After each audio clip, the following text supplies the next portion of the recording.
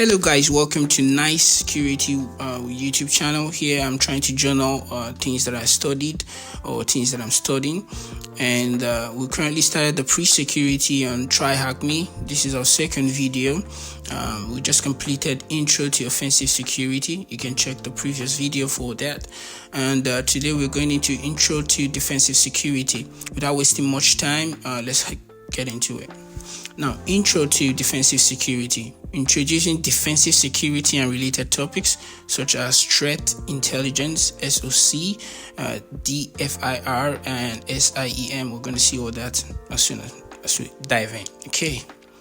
Now, Introduction to Defensive Security. Task 1. And offensive security focuses on one thing: breaking into systems. That's what we treated in the last video.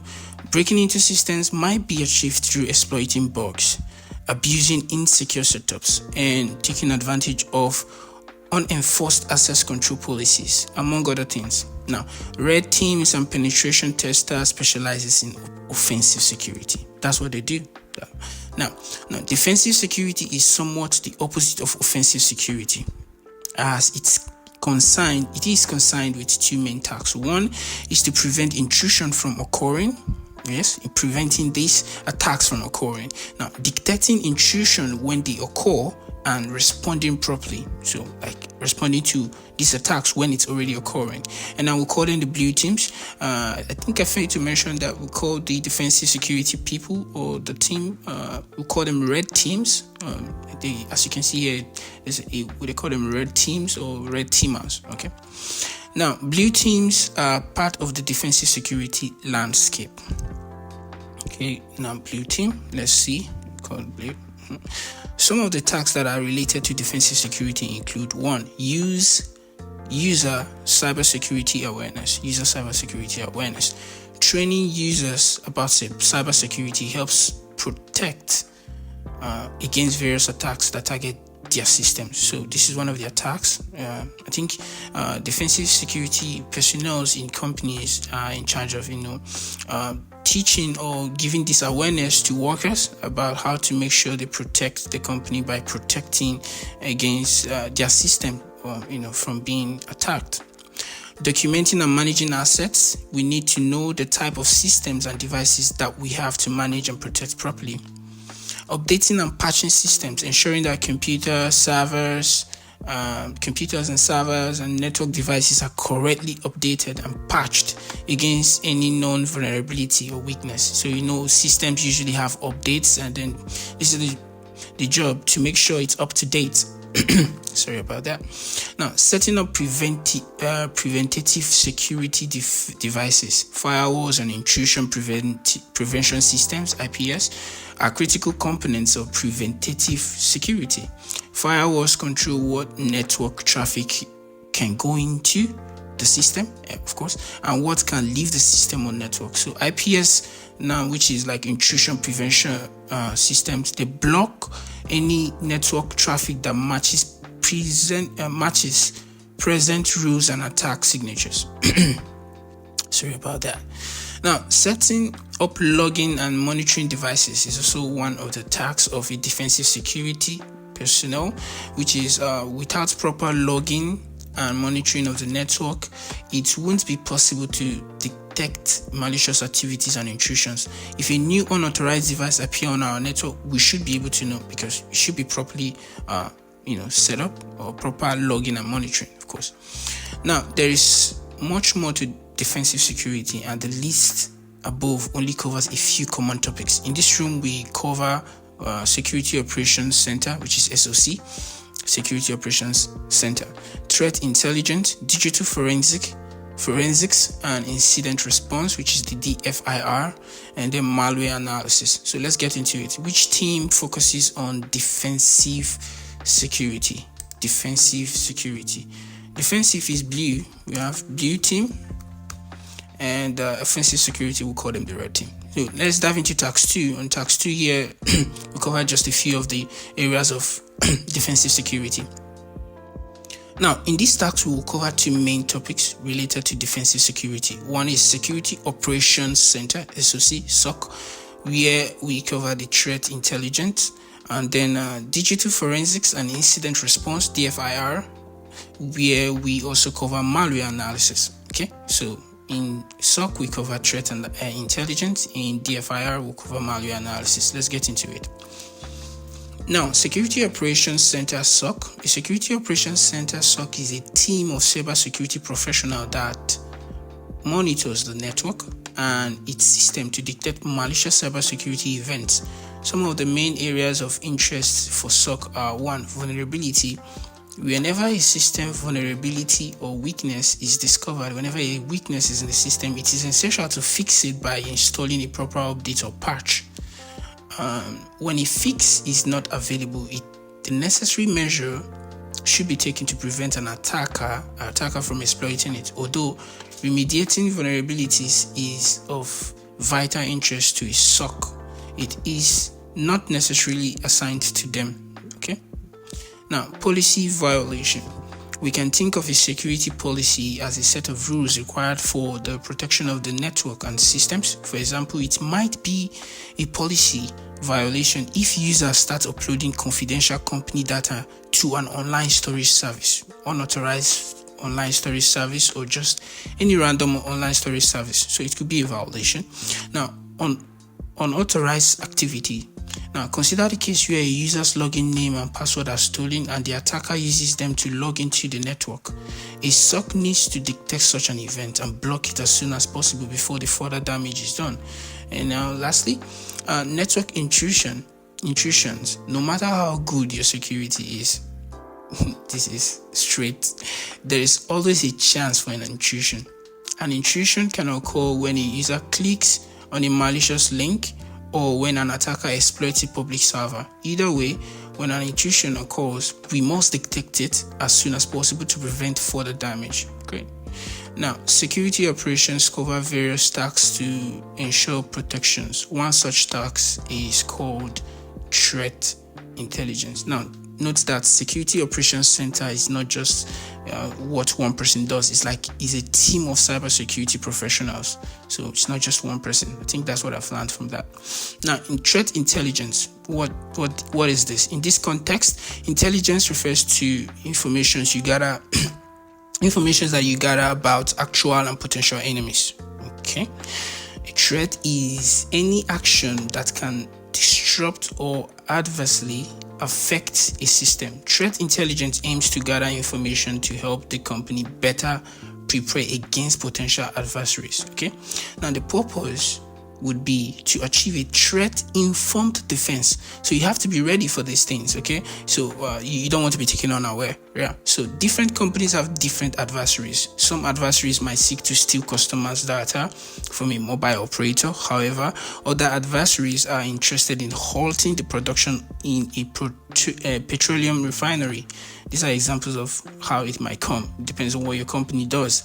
Example adversaries include a nation-state cyber army working for political reasons and a ransomware group acting for financial purposes based on the company's target.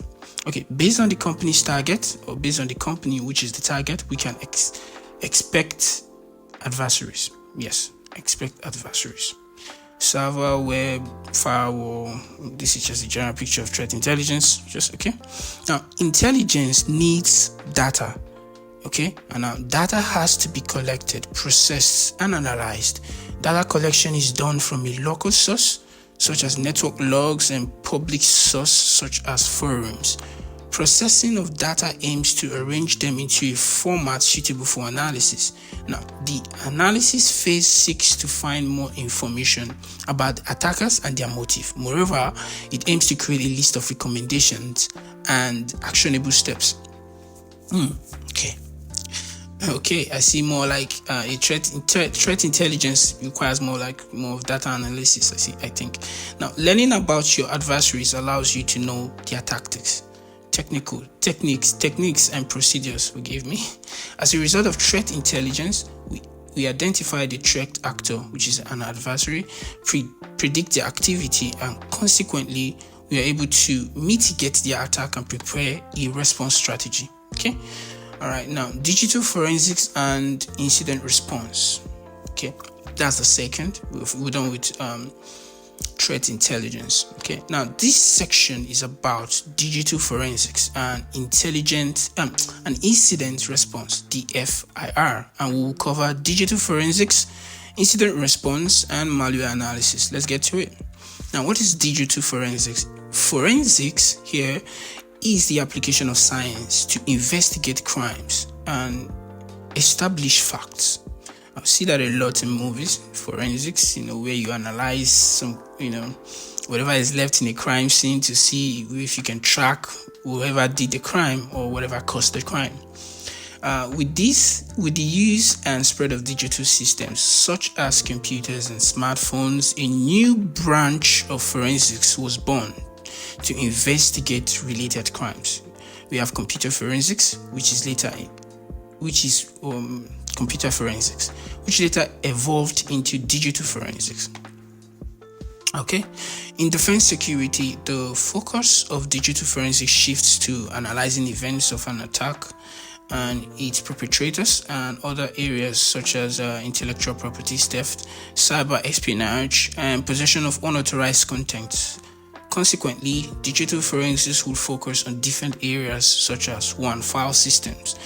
Okay, analyzing a digital forensics image, low-level copy of a system's storage reveals much information such as installed programs, created files, partial overwritten files, and deleted files. So digital forensics use some kind of high tools to assess all these a file system in a computer or in a digital device. Now, system memory.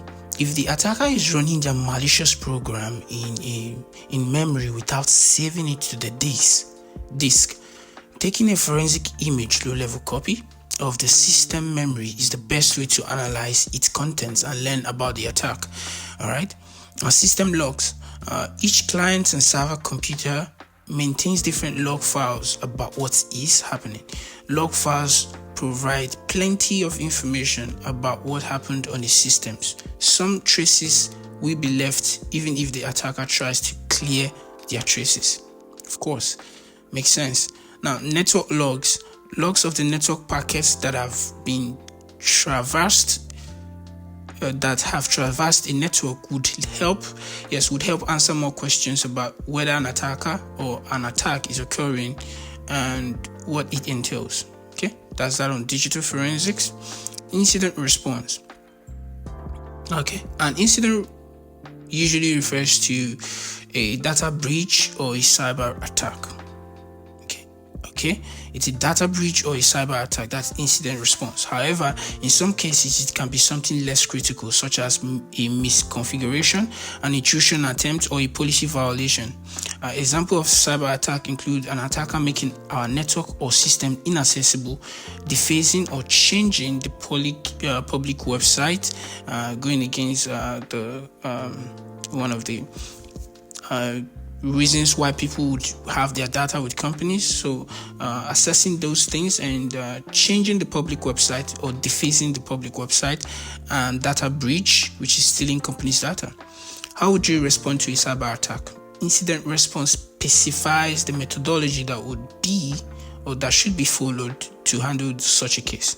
The aim is to reduce damage and recover in the shortest time possible.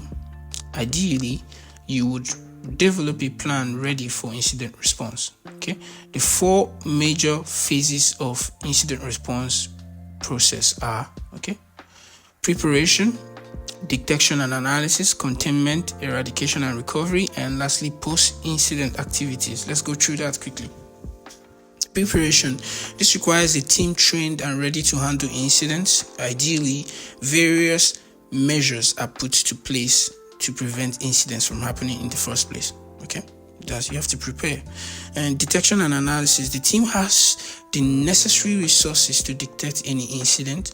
Moreover, it is essential to further analyze any detected incident to learn about its severity.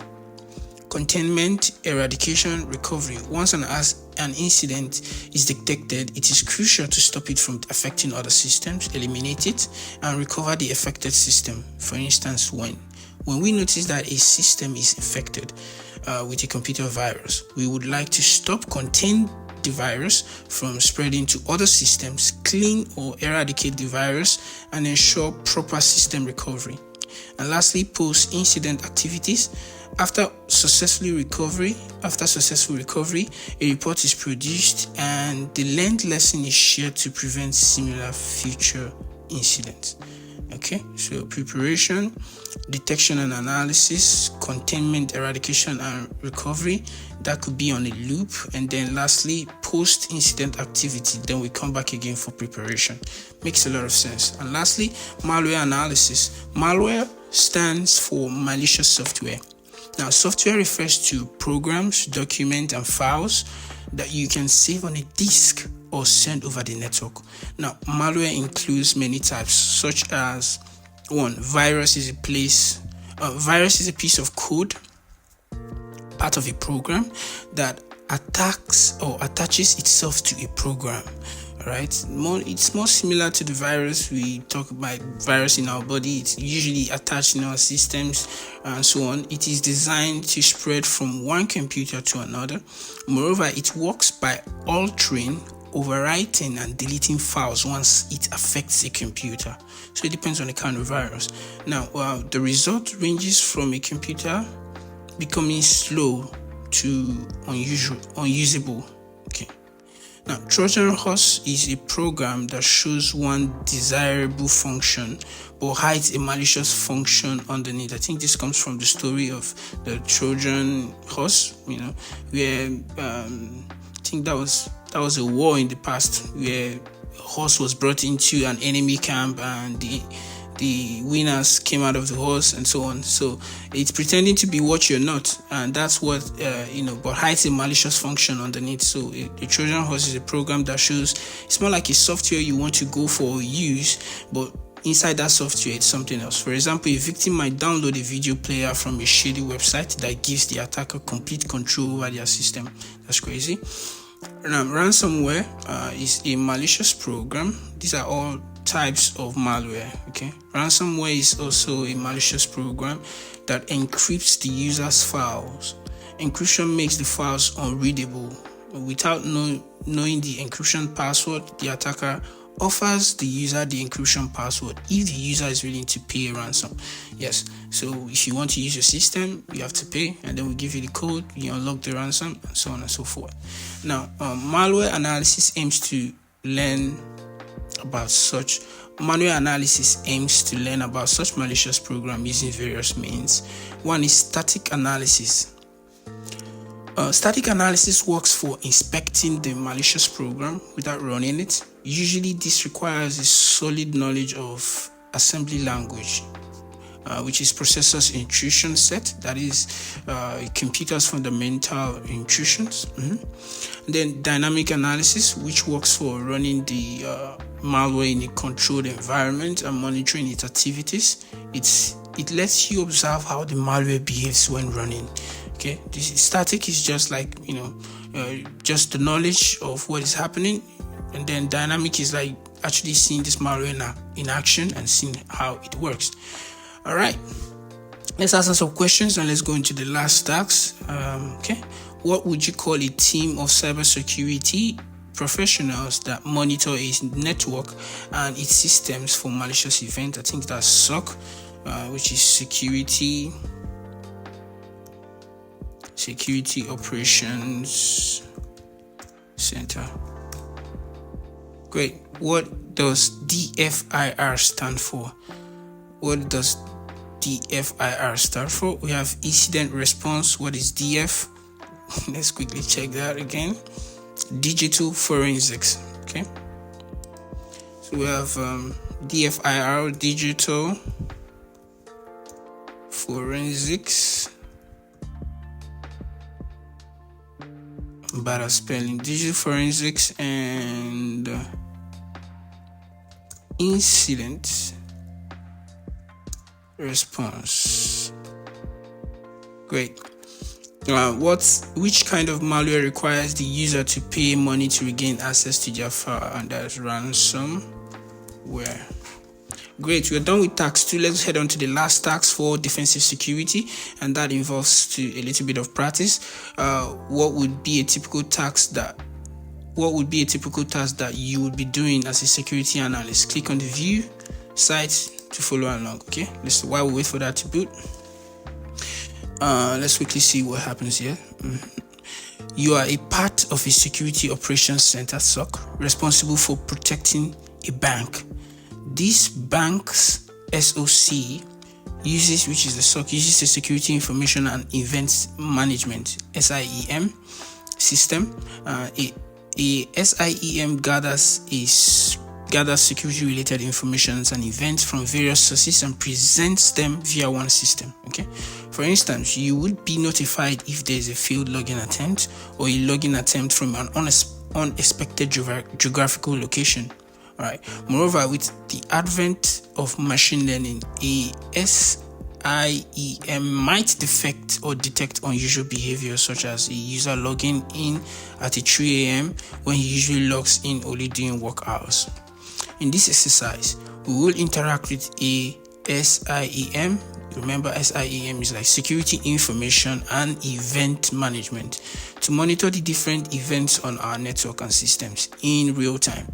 Some of the events are typical and harmless. Others might require further intervention from us. We could find the event flagged in red, take note of it and click on it for further inspection. Okay. Next, we want to learn more about the suspicious activities or event. The suspicious event might have been triggered by an event such as a local user, a local computer, or a remote IP address. Now, to send and receive postal email, you need a physical address. Similarly, you need an IP address to send or receive data over the internet. Okay, an IP address is a logical address that allows you to communicate over the internet. We inspect the cause of the trigger to confirm whether the event is indeed malicious. If it is malicious, we need to take due action, such as reporting to someone else in the SOC and blocking the IP address. What is the flag that you obtained from the following along? Okay, let's see. So, a day in the life of a junior or associate security analyst. Instructions: inspect the alerts in your SIEM dashboard. Find the malicious IP address from the alerts, make a note of it, and then click on the alert to proceed. Okay, countries. What is this? Oh, I see. I think we have an IP address that is in red. February 14, 2024. If you hover my mouse over this, we have red. Unauthorized connection attempt detected from IP address. Okay, what's the IP address? Here is 143.102.50.149.2.22, and it seems like it was successfully logged in successfully. Okay, what next? Okay, should I click? Okay, click on that. Enter the IP address. Oh my god, I didn't get that.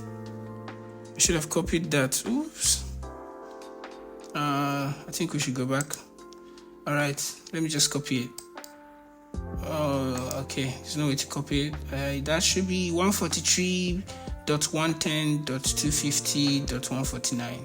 143.110.250.149. 143.110.250.149. Let's see if I can remember that.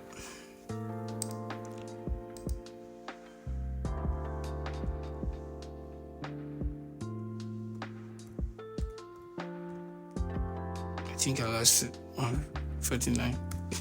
That's crazy. I have to take that down.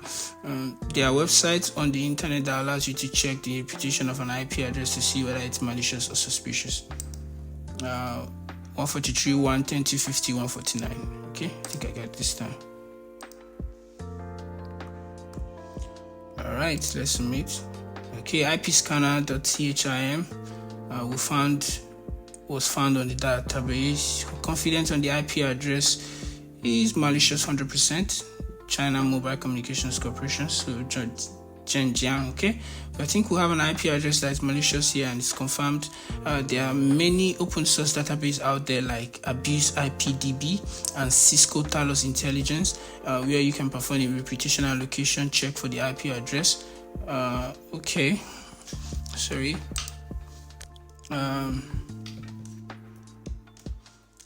Okay, and most security analysts use these tools to aid them with alert investigations. You can also make the internet safer by reporting the malicious IPs, for example, on Abuse IPDB. Now that we know the IP address is malicious, we need to escalate it to a staff member, and we shouldn't worry too much if it was a failed authentication attempt, but you probably noticed the successful authentication attempt from the malicious IP. Yes, it finally successfully logged in. Let's declare a small incident event and escalate it. There is some great staff working at the company, but you wouldn't want to escalate this to the wrong person who is not in charge of your team or department. Choose to whom you should escalate the event. SOC team leader, information security architecture, security consultant. This should be like a offensive security personnel, sales executive. I'm choosing my SOC, Will Griffin, choose staff, and you got the permission to block that IP address. Did I forget it again? 143.110.250.149. I hope I got this time. You got the permission to block the malicious IP address, and now you can proceed and implement the block rule. Block the malicious IP address on the firewall and find out what message they left for you. Let's see if I got that right. Great. You block the malicious IP address, and that will be all. I think we have a code here. Boom. Okay, we just completed this task. I didn't know it would take it took a long time if my battery got low. We're going to see next the last piece of the introduction to the pre-security course, which is careers in cybersecurity. I'll see you guys in the next video. Thanks for watching. Ciao.